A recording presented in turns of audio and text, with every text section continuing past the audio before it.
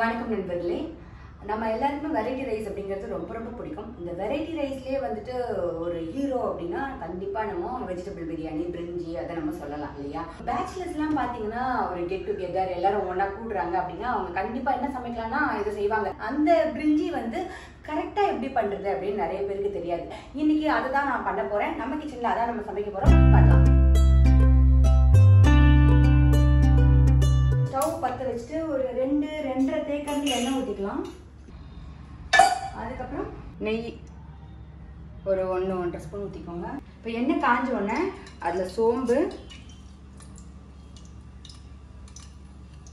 பட்டை, லவங்கம், கிராம்பு, நம்ம வாசனை கட்டி வச்சுட்டு எல்லா திங்ஸையும் போடுங்க. போட்டுட்டு நம்ம பிரிஞ்சி இலையும் போடுங்க. பிரிஞ்சி இலை இல்லாமல் பிரிஞ்சி சாதமா அப்படின்னு மட்டும் யோசிக்காதீங்க. பிரிஞ்சி இலை இல்லைன்னா கூட இது பிரிஞ்சி சாதம் தான். சமையலில் சூப்பரான விஷயம் என்னென்னு பார்த்தீங்கன்னா, இது இருக்கா அது இல்லை அப்படின்ட்டு அப்படியே விட்டுறக்கூடாது. எது இருக்கோ அதை வச்சு சமைச்சிடணும். அது எது மாதிரியும் இல்லாமல் புது மாதிரியாக வரும். இதில் பச்சை மிளகா, சும்மா ஒரு 2 பச்சை மிளகாய் வச்சு வச்சுருக்கேன். அதை சேர்த்துட்ருக்கேன். அதை சேர்த்துட்டு அது தெறிக்க விடாமல் அப்படியே வெங்காயம் என்ன மாதிரி 3-4 சின்ன சைஸ் வெங்காயம், மீடியம் சைஸ் வெங்காயம்னா 3 எடுத்துக்கோங்க. அப்படியே நல்லா வதக்குங்க.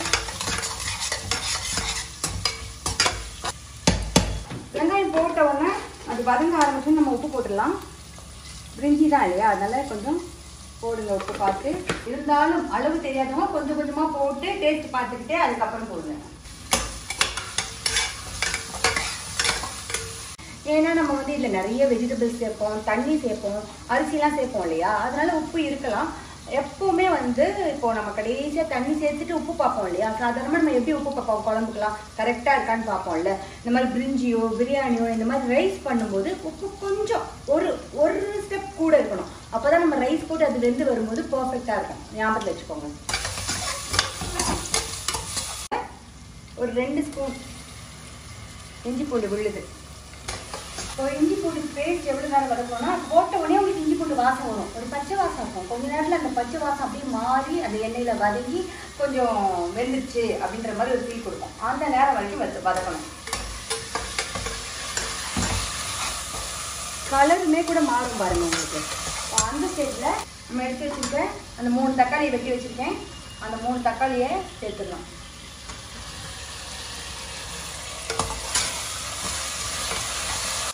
பிரிஞ்சிக்கும் சரி பிரியாணிக்கும் சரி எப்பவுமே வெங்காயம் தக்காளி வெட்டும் போது நீளமாக வெட்டுங்க.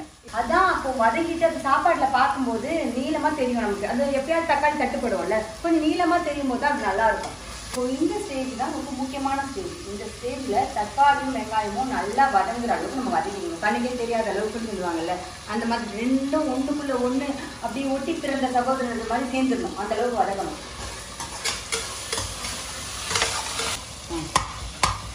இப்போ தெரியுதா உங்களுக்கு, வெங்காயமும் தக்காளியும் 2 கலந்துருச்சு. இந்த ஸ்டேஜில் நம்ம மசாலா சேர்த்துக்கலாம். நான் வந்து ஒரு 2 ஸ்பூன் தனியா எடுத்திருக்கேன், ஒரு 1.5 ஸ்பூன் மிளகா எடுத்திருக்கேன், 1/2 ஸ்பூன் வந்து கரம் மசாலா எடுத்திருக்கேன். இது 3யும் இதில் சேர்த்துக்க வேண்டியதான். இப்போ இந்த ஸ்டேஜ்லேயே பார்த்தீங்கன்னா நம்ம நார்மலாக வந்துட்டு நான்வெஜ் பண்ணும்போது ஒரு ஸ்மெல் வருமே, அந்த ஸ்மெல் வர ஆரம்பிச்சிடும்.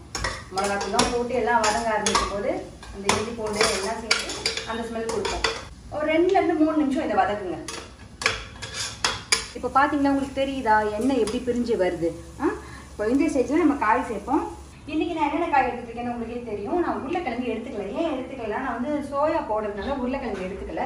ஒருவேளை உருளைக்கிழங்கு போடுறீங்க சோயா போடலைன்னா நீங்கள் என்ன பண்ணணும்னா உருளைக்கிழங்கையும் கேரட்டையும் ஃபஸ்ட்டு போடணும். போட்டுட்டு அதுக்கப்புறம் பீன்ஸ் பட்டாணி 2யும் சேர்த்துக்கோங்க.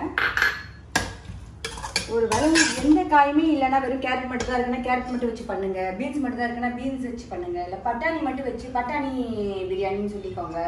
இல்லை நம்ம சோயா சங்க்ஸ் மட்டும் தான் இருக்குன்னா அது மட்டும் வச்சு கூட சூப்பராக பண்ணுவாங்க. உங்களுக்கே தெரியும் இல்லையா, சிக்கனுக்கு பதிலாக சோயா போட்டு பண்ணுவாங்க, செம்மையாக இருக்கும். அதனால தான் இது வெஜிடபிள் பிரியாணி. புதினா தயிர் நிறைய சேர்த்துக்கோங்க, அப்போ தான் நல்லாயிருக்கும். கொத்தமல்லியும் நான் நிறைய சேர்ப்பேன். புதினாவும் கொத்தமல்லியும் எவ்வளோ சேர்க்குறோமோ அவ்வளோ வாசனையாகவும் அவ்வளோ டேஸ்டாகவும் இருக்கும். அதான் தாராளமாக தெரியும். நிறைய போடுங்க. பிரியாணி பண்ணாலும் சரி, புதினாலும் கொத்தமல்லி நிறைய போட்டிங்கன்னா டேஸ்ட் வேறு மாதிரி இருக்கும். இப்போ பார்த்தீங்கன்னா மற்ற எல்லா விஷயமும் போட்டு ஒரு 5 நிமிஷத்துக்கு மேலே ஆயிடுச்சு. அது வெந்துட்டுருக்கு. இப்போ கடைசியாக தான் வந்து சோயா சேர்க்கணும். நான் சேர்க்குறேன். சேர்த்துட்டு அதையும் ஒரு கிண்டிக்கணும். நிறைய பேர் என்ன பண்ணுவாங்கன்னா, பாஸ்மதி ரைஸ் உடஞ்சிரும் அப்படி அப்படின்னு சொல்லிட்டு அப்படியே இதில் போட்டு கிண்ட மாட்டாங்க.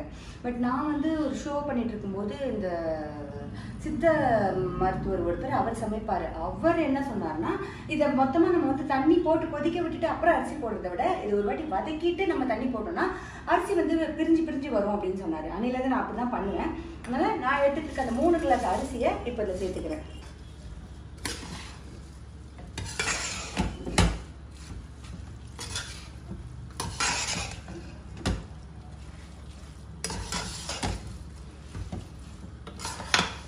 இப்போ நீங்கள் இதில் பார்த்தீங்கன்னா சாதாரணமாக பிரியாணி பிரிஞ்சி இதெல்லாம் பண்ணுறவங்க வதக்கும் போது தயிர் சேர்ப்பாங்க. நான் தயிர் சேர்த்துருக்க மாட்டேன். அதுக்கு ஒரு காரணம் இருக்குது. அது என்னன்னா, இப்போது நம்ம 3 கிளாஸ் அரிசி எடுத்துகிட்டு இருக்கோம் இல்லையா, 3 கிளாஸ்க்கு நம்ம 6 கிளாஸ் தண்ணி ஊற்றணும். நான் 6 கிளாஸ் தண்ணி ஊற்றுவேன். ஸோ இப்போது நான் 5 கிளாஸ் தண்ணி எடுத்துகிட்டு இருக்கேன். 5 கிளாஸ் தண்ணி,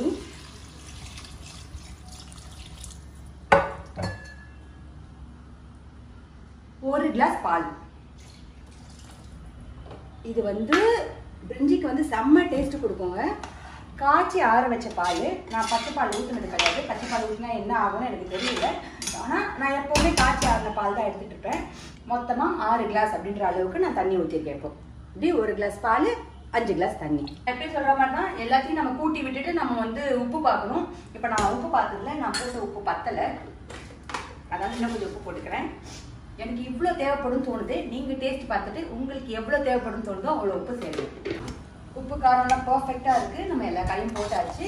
இப்போது என்ன பண்ணணும்னா, இது ஒரு கொதி வரட்டும். இது ஒரு கொதி வந்ததுக்கு அப்புறம் நம்ம வந்து இந்த குக்கரை மூடிட்டு வெயிட் போடலாம். இப்போ பார்த்தீங்கன்னா சூப்பராக கொதிக்குது. இப்போ ஒரு கிண்டி விட்டு அவ்வளோதான். ஒரு விசில் வரும். ஒரு விசில் வந்த உடனே நம்ம ஆஃப் பண்ணிட வேண்டியதுதான். அதுக்கப்புறம் உடனே திறந்துடக்கூடாது. அந்த ஒரு விசில் விட்டுட்டு அந்த ஆவிலாம் அடங்குன்னு சொல்லுவாங்கல்ல, ஆவி அடங்குற வரைக்கும் வெயிட் பண்ணிட்டு நம்ம தரணும். ஓகே, ஒரு விசில் வந்துருச்சு. இப்போ உங்க குக்கருக்குன்னு ஒரு டைமிங் இருக்கும், அது பாருங்க. இந்த ஒரு விசில் விட்டுட்டு நான் வந்து இந்த ஆவியெல்லாம் அடங்கினதுக்கு அப்புறம் திறந்தேன்னா எனக்கு பர்ஃபெக்டா இருக்கும். உங்களுக்கு ஒரு விசில் விட்டுட்டு கொஞ்ச நேரம் சிம்ல வச்சா நல்லா இருக்கும் அப்படின்னு தோணுச்சுன்னா ஒரு 5 நிமிஷம் இல்லை 10 நிமிஷம் சிம்ல வச்சுட்டு ஆஃப் பண்ணி உடனே கூட திறந்துக்கோங்க. பட் இந்த மெத்தட்ல ட்ரை பண்ணி பாருங்க, சரியா தான் வரும்.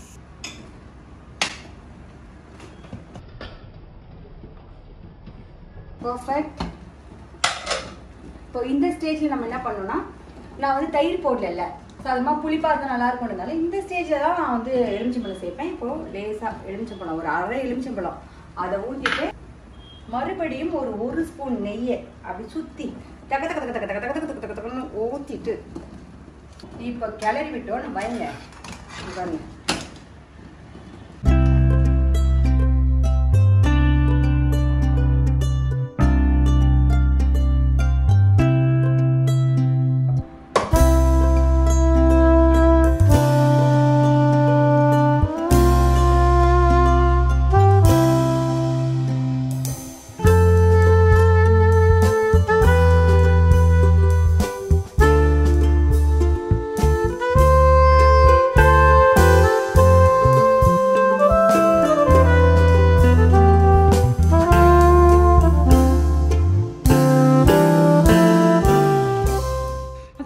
வெட்டி மாதிரி 2 முட்டை வச்சுருக்கேன் அப்படின்னு நினைக்காதீங்க. முட்டை தான் வந்து தி கிரேட் சோர்ஸ் ஆஃப் ப்ரோட்டீன்.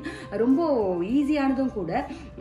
அதனால எல்லாருமே சொல்கிறேங்க, அந்த ஜிம்முக்கு போகிறவங்க ஆம்பளைங்க அப்படி கிடையாது. ரொம்ப முக்கியமாக மைடியர் பொண்ணுங்களா, உங்களுக்கு தான் ப்ரோட்டீன் தேவை.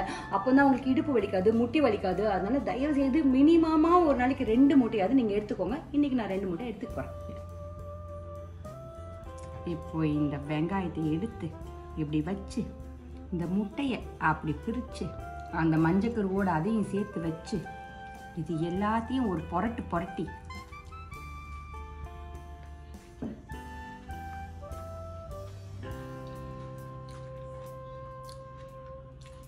அப்படி சாப்பிடும்போது தான் அது சூப்பராக இருக்கும். ஒன்னொன்னுத்தையும் சாப்பிட்றதுக்குன்னு ஒரு அளவு இருக்குங்க, அந்த மாதிரி சாப்பிடணும். இதை அதை சேர்த்து கலந்து கட்டி அடிச்சிங்கன்னா அதோட டேஸ்ட்டே வேற. நிறைய பேர் வீடியோ பார்த்துட்டு அப்படி விட்டுருவாங்க. அந்த மாதிரி விடாதீங்க, வீடியோ பாருங்க, தயவுசெய்து சமைச்சு பாருங்க, நிறைய சமைக்க ஆரம்பிங்க, அடுத்தவங்களுக்கு கொடுங்க, ஹாப்பியா இருங்க, இணைந்திருங்க நண்பர்களே, தொடர்ந்து பயணிப்போம்.